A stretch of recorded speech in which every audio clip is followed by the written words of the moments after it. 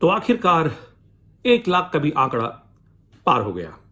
भारत में पिछले 24 घंटों के दौरान सबसे बड़ा 24 घंटे के अंदर अंदर सबसे बड़ी छलांग कोविड पॉजिटिव केसेस में आई है। लगभग 5242 पॉजिटिव केसेस पिछले 24 घंटे में जो हुए, उसके बाद भारत में इन कोविड पॉजिटिव केसेस का आंकड़ा 1 लाख की संख्या पार कर चुका है।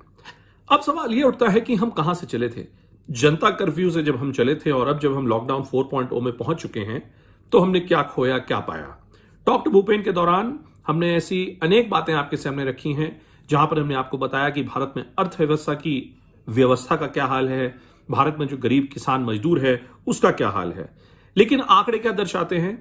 आंकड़े ये दर्शाते हैं कि सरकार अगर ये कहती है कि उन्होंने कमोबेश इस स्थिति को ठीक प्रकार से हैंडल किया है तो सरकार गलत नहीं कहती है एक तरीके से। क्योंकि अगर आप वैश्विक स्तर के आंकड़े देखें तो भारत में प्रति 1 लाख नागरिक 7.1 का आंकड़ा बनता है। 7.1 is the overall positive percentage which is being recorded per 1 lakh citizens or 1 lakh tests, which is vastly different in comparison to the 60 positive cases who are being recorded globally per lakh tests or per lakh citizens.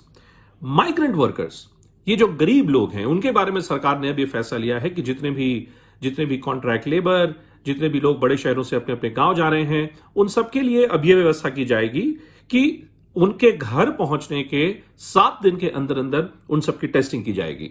Maharashtra और दिल्ली 2 प्रदेश हैं जो आज की तारीख में भी सबसे बुरी तरीके से काबिज हुए हैं, इस पूरे मामले से सबसे बुरी तरीके से ग्रस्त हुए हैं। महाराष्ट्र में भी 35,000 का आंकड़ा बढ़ चुका है, क्रॉस हो चुका है। इसके साथ ही जहां जहां आंकड़े बढ़ रहे हैं वहीं इस कोविड-19 की दवाई क्या होनी चाहिए, इस कोविड-19 के खिलाफ वैक्सीन क्या आनी चाहिए। अलग अलग देश अपनी ओर से प्रयास कर रहे हैं। मॉर्गन स्टैनली ने एक पेपर रिलीज किया है जिसपे उन्होंने बताया है कि एक कंपनी है जिसके जो कुछ ट्रायल्स अभी तक चले हैं उसके कारण शायद ऐसा संभव हो सकता है कि जल्द ही जो देरी हम लोग देख रहे थे शायद वो देरी कम हो जाए और शायद वैक्सीन दवाई कोविड-19 से निपटने के लिए और ज्यादा जल्दी आपको मिल जाए। इस सब के दौरान वो सभी राज्य, गरीब राज्य खासतौर पर भारत में, जो कि इस मुश्किल से निपटने में लगे हुए हैं कि किस प्रकार से आर्थिक हालात से, आर्थिक विषमताओं से कैसे छुटकारा मिलेगा, उन्होंने अपने लिए अलग अलग मॉडल्स बना लिए हैं। अब एक और देखिए, हम कह रहे हैं कि दिल्ली में कोविड संख्या लगातार बढ़ रही है। उत्तर प्रदेश में कुछ ऐसे शहर हैं जहां पर स्थिति अभी भी सामान्य नहीं हुई है, लेकिन फिर भी आर्थिक हालात को देखते हुए उत्तर प्रदेश प्रशासन ने फैसला लिया है कि गाजियाबाद, नोएडा और दिल्ली के बीच में वाहनों की आवागमन अब संभव हो सकेगी।